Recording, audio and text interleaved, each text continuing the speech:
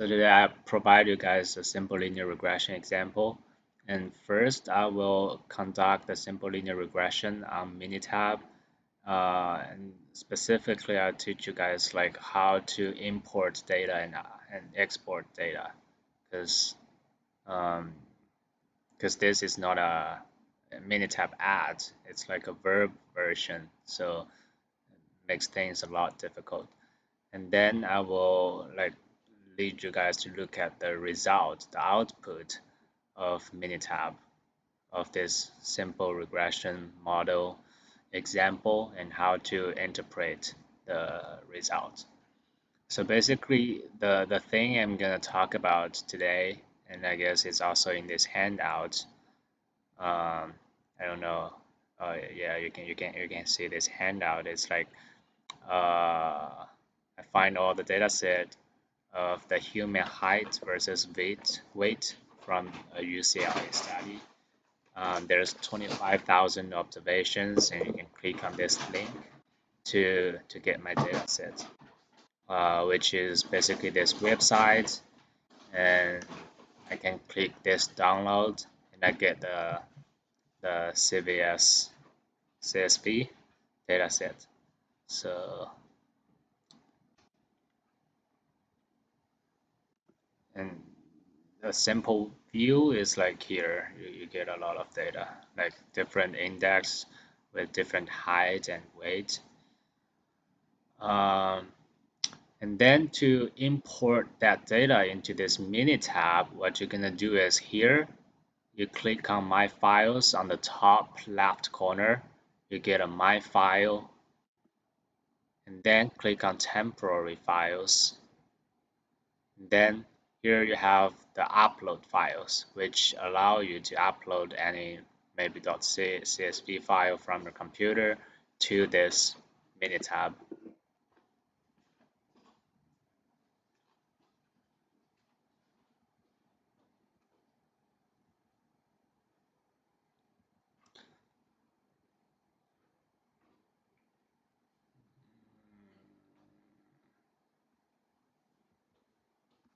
I think I saved it somewhere here. And it takes some time to upload. Then what you're gonna do is you just close this window because it's already saved in your temporary files. You close this window, close this window, and basically it's a desktop, and click on temporary files here. Then you double click your saved data and open with Minitab 19. And that gives you a perfect data, like 25,000 observations from what you have downloaded from whatever website you find. First, I think you should have a basic sense of what this dataset look like.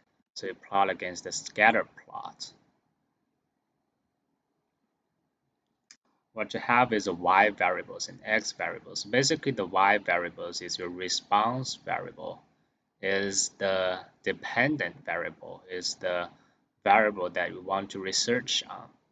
Right, so here I would put the weight as my y variables because basically it's very easy to estimate somebody's height, right? You can, by a pure view, you know like how tall that guy is, but like weight is much more difficult to estimate, and also weight is perhaps dependent on some more variables, not exclusively to height, but maybe the education level, right? Maybe the weight has something to do with education level.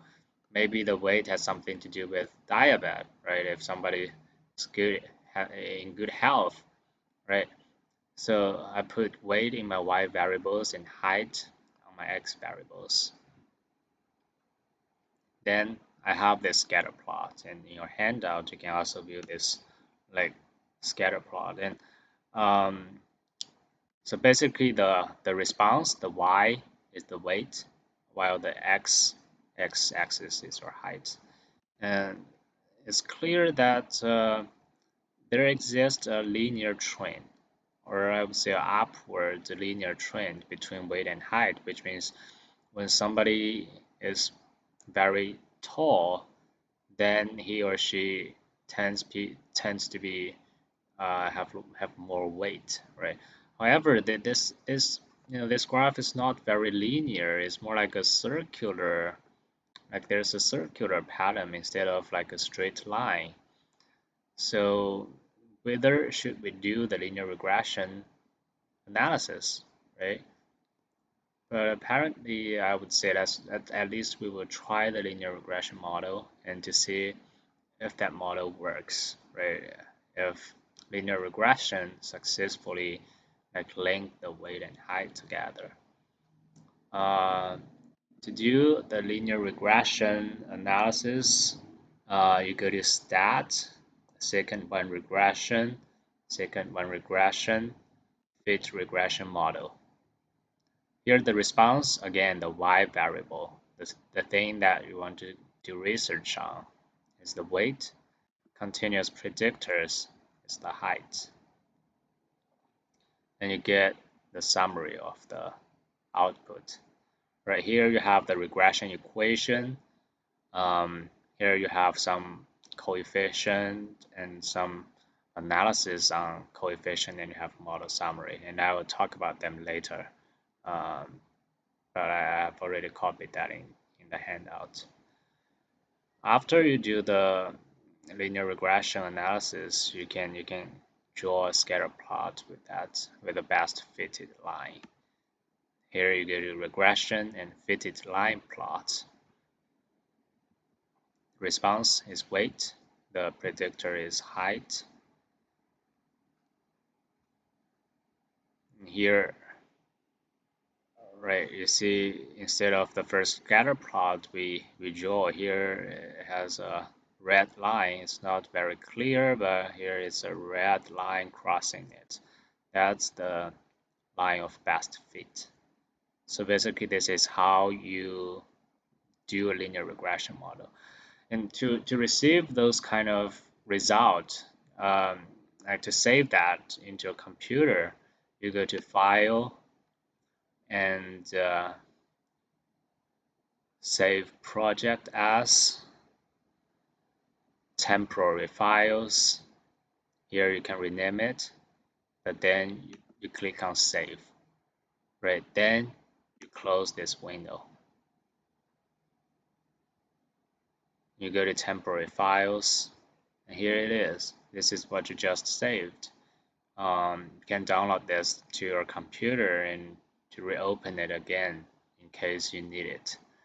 But basically, this is how you save it. You go to here again, My File, Temporary Files, Minitab. I didn't rename it. This is what I just saved, and click on here. You can download this to your computer. Basically, this is how this web version of Minitab works. So what I'm gonna do is I will focus on this handout. Stop share and share again.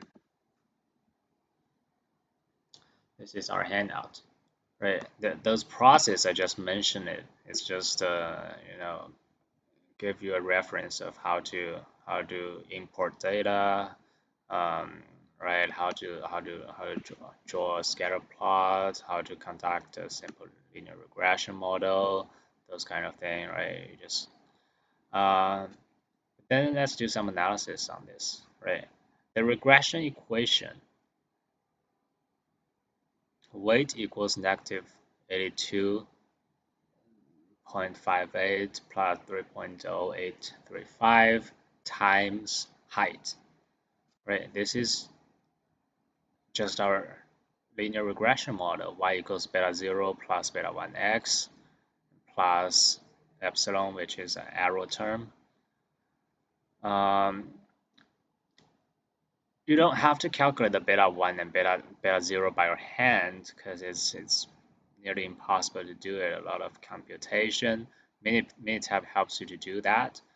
By this very thoughtful selection of beta 1 and beta 0, you get your line of best fit, which is this red line. And what does it mean is first, this line, this strict line, gives you the sum of arrow of 0. What is the arrow? It's like, for example, you have this point. Here is a point, and here um, there is a distance between this point and its estimation, which is the red line above it.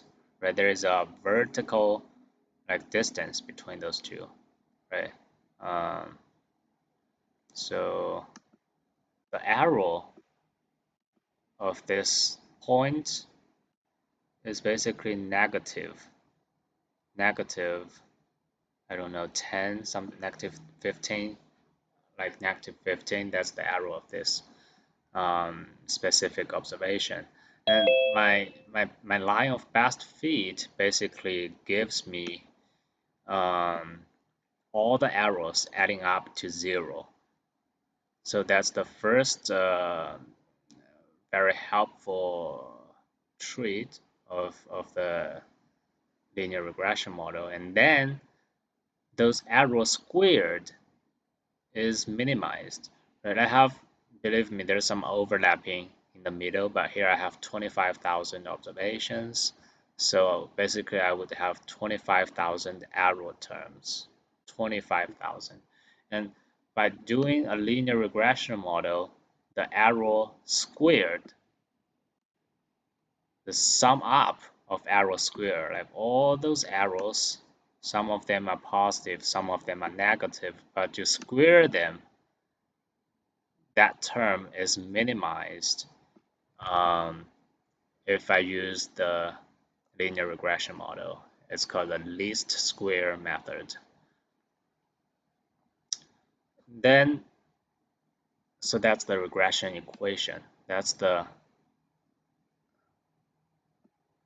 least square method of a straight line.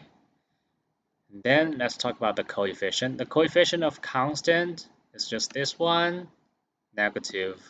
Oh, I just covered negative. It's like negative 82.58 coefficient of height.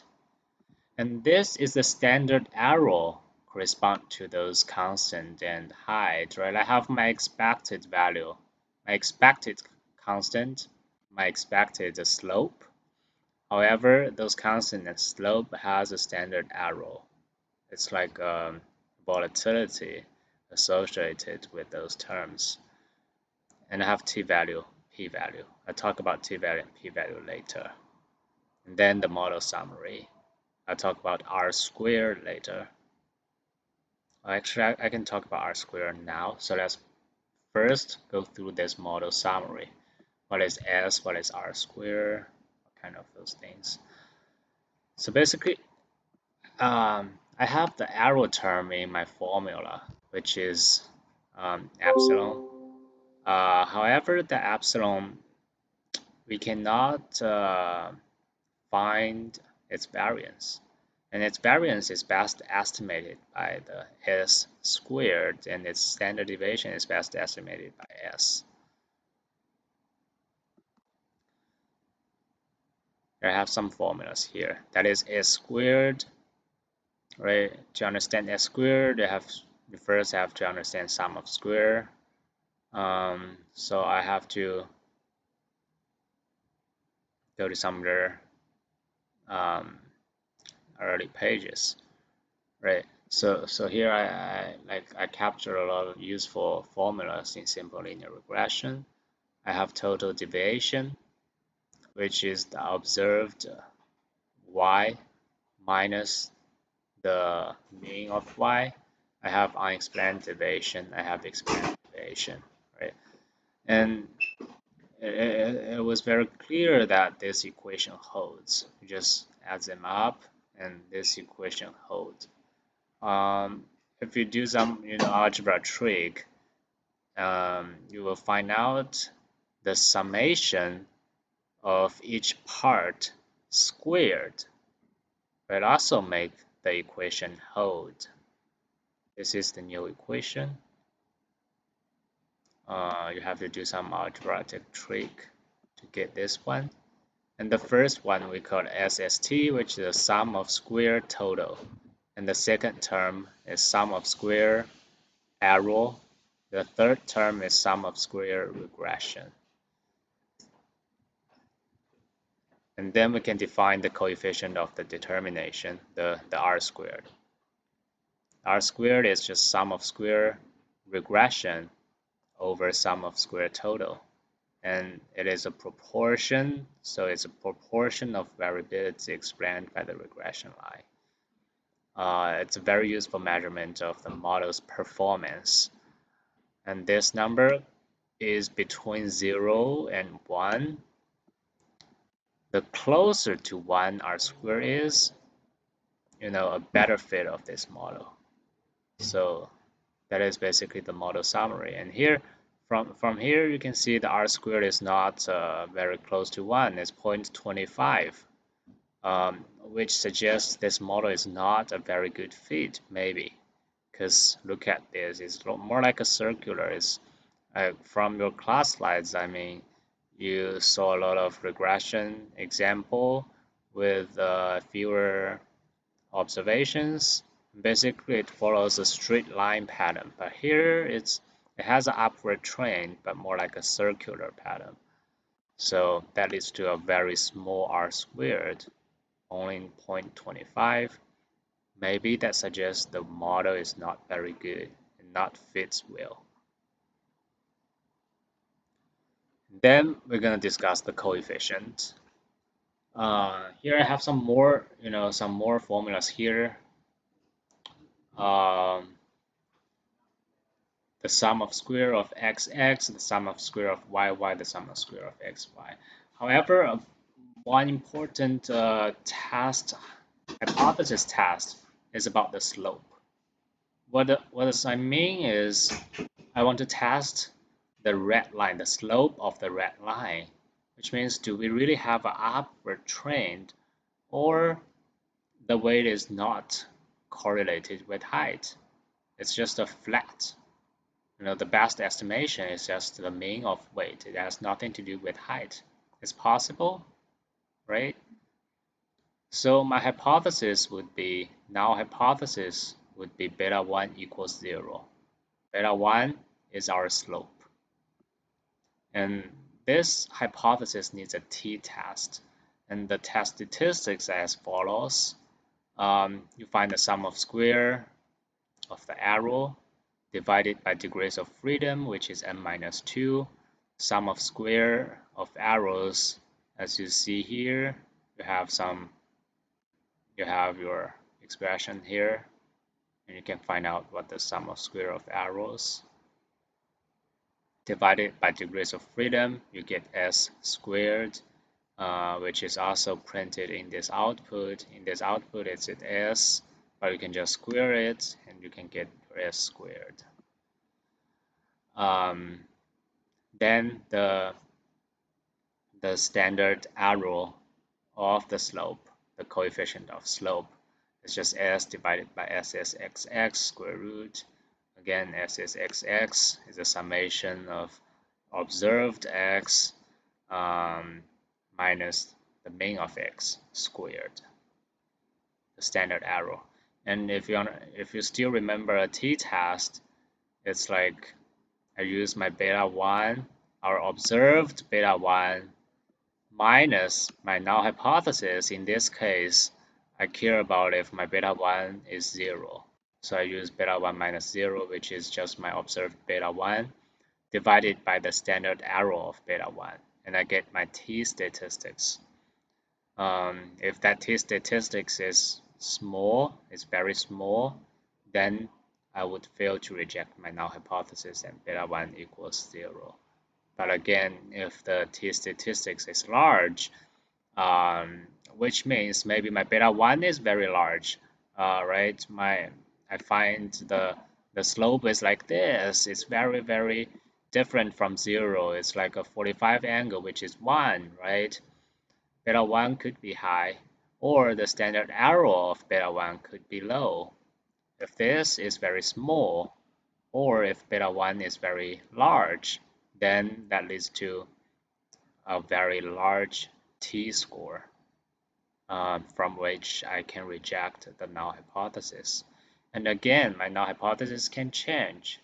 Right? Beta 1 equals 0 is the most common null hypothesis, the most common test for the slope. However, for example, here I draw this line. I mean, this is like, it's very likely a 45-degree line, which means my dependent variable and independent variable have like a correlation of 1, right? X equals y plus b, y equals x plus b. However, I'm not very sure, right? This is a 49-degree angle. So my null hypothesis could be beta 1 equals 1. Could be. And to test this null hypothesis, instead of 0 here, right, I don't use 0 anymore. I just use beta 1 divided by 1, minus 1 divided by the standard error of beta 1. And in the output, Minitab helps us to do that. This is the constant, the standard error of constant, the standard error of the height, those two numbers, right? So if I'm doing the null hypothesis of beta 0 equals, beta 0 equals 0, which means the slope equals 0. This number equals 0, right? So according to the formula I just showed you, the t is your observed beta 0, which is 3.0835, minus 0, the test hypothesis, divided by the standard error. So which the t is just 3.0835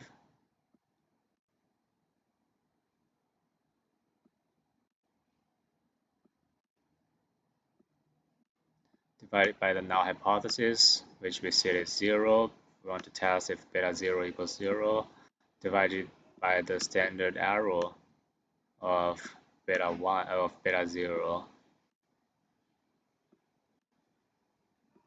And this number is exactly the t-value behind it. This number should equal to 91.98.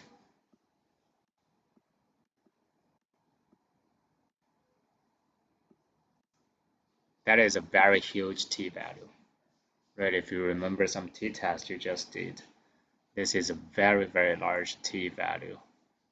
So it leads to a p-value of 0, at least very close to 0 and essentially 0. That is the t-test for beta. So basically that's the example I want to show and hope it could be helpful. The multiple regression model you're gonna learn is very similar to the simple regression model. The thing is the dependent variable weight is being dependent upon several more than one independent variable. So beside height, you have some other variables that may influence the weight. And your model, instead of like y equals beta 0 plus beta 1 x plus epsilon, it would like be y equals beta 0 plus beta 1 x1 plus beta 2 x2 plus beta 3 x3 plus epsilon, right? You have more and more independent variable. So that's the example I want to show you.